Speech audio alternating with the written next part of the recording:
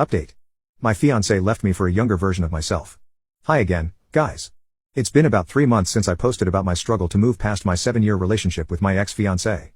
While I cringe when I think about the pathetic state I was in when I wrote that post, sobbing alone in that conference room, I was stunned by the empathetic, mature, and helpful advice I received from members of this subreddit. These past few months have been an absolute rollercoaster, and I thought I owed this subreddit an update given how much solace and guidance you guys gave me during some of my darkest days. I don't think things would have worked out nearly as well if I had continued to bottle up those festering emotions and isolate myself, so I'm grateful for every single person who commented and messaged me.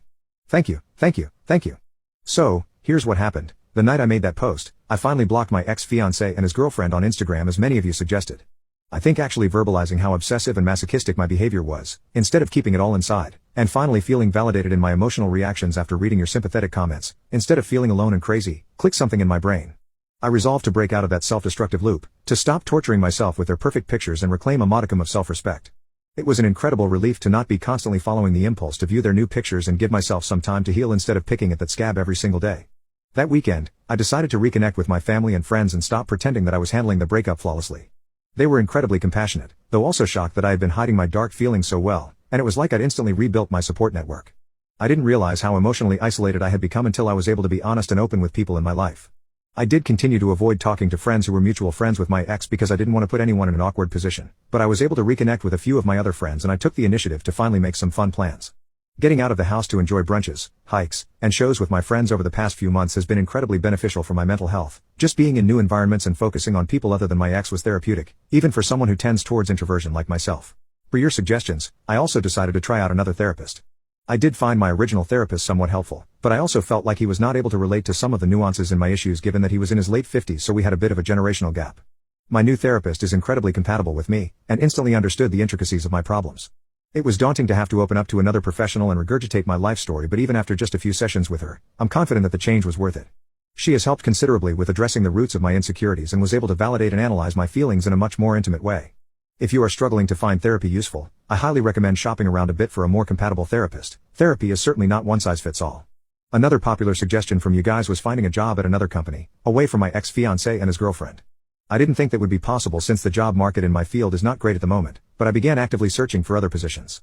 I brushed up my resume, filled out a couple applications, and even surprisingly secured an interview.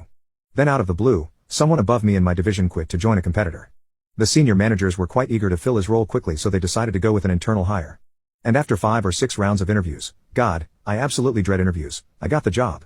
I'm so grateful for this promotion. Not only is the salary substantially better, but the hours are actually more consistent as well.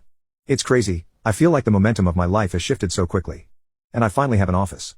It's tiny, but I really enjoy it. The only downside was this promotion also meant I would have to continue working in the same building, albeit a very large building, as my ex. And as I left work before Christmas, the moment I'd been dreading came. I ran into my ex as I was leaving the office. We exchanged a few pleasantries and he complimented my new haircut. I thanked him, wished him well, and said I had to hurry to catch the next train. I wish I could say I felt cool and collected, but I was so nervous to see him again for the first time in like 6 months that I was almost shaking.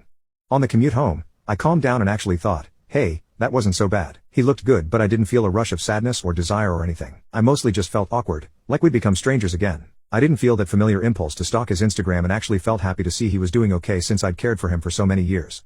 I felt like at last, I was really moving forward. The next day, I woke up to a dozen messages from my ex-fiancé. They started at around 2 a.m. and were slightly incoherent in parts, so I'm guessing he was a bit drunk when he sent them. They were all long walls of text, which surprised me because he's not typically big on verbalizing his emotions. He wrote that he hadn't been able to stop thinking about me since we ran into each other outside the office, that he was sad that we weren't friends anymore because I still felt like his best friend, and that he regretted how everything went down. He said he questioned if he'd made a huge mistake in a moment of weakness and messed his whole life up, and that he couldn't help but regret it all when he saw me. He apparently noticed that I'd blocked him on Instagram, which I found funny given how intensely I'd been stalking his Instagram, and said that made him really sad. I gathered from his messages that he'd likely broken up with the woman I'd seen on his Instagram because he said that he felt like he had been searching for some ideal woman who doesn't exist and that he wanted to reignite our spark after failing to find that same spark with other people. I'm not going to lie, it was shocking to read his texts and I was trembling and struggling to process a lot of it at first. Part of me wanted impulsively to give him another chance, but after taking a day to mull over his words, I ended up feeling like he was less sorry that he'd lost our relationship and more sorry that the greener pastures he sought weren't quite as green as he'd imagined. I tried to respond kindly but firmly, saying that I really treasured and appreciated our relationship, but that I felt like I could no longer trust him to the same degree I once did, and that I felt like it would be confusing and painful for us to become friends in the near future. I told him how hurt I felt when he blindsided me after promising that nothing was wrong, And how I struggled for a long time to figure out what was missing in our relationship, but ultimately felt that as long as he thought the missing part was so crucial that he wanted to leave after all those years together, then we probably aren't meant to be together. I wished him the best. He didn't respond to my messages. I was a bit shaken by the whole thing, but I proceeded to enjoy my holiday break with my family and even elected to go to my friend's New Year's Eve party, which I was considering skipping. Well, I'm super glad I didn't skip the party because I ended up meeting a wonderful man there. He's funny, intelligent, cute, interesting, compassionate, and is eager to settle down and have kids after also somewhat recently exiting a long-term relationship. We've gone on 3 dates so far, and at the risk of sounding too enthusiastic, they've been the best dates of my life. We want to take it slow since we were both in long-term relationships a year ago, but we've been stunned by how compatible our personalities and interests and goals are, and frankly, we're also both quite keen to start a family as soon as possible. He is a bit older than me, 34. So while I'm trying not to be overly confident in this relationship, I'm also super excited to see where it goes. Anyway, I apologize for the wall of text. I think I'll write a little summary below for you guys. In conclusion, thanks in large part to the advice I received 3 months ago in this subreddit, I've emerged from a very dark place and am now cautiously optimistic about my future for the first time in a long time.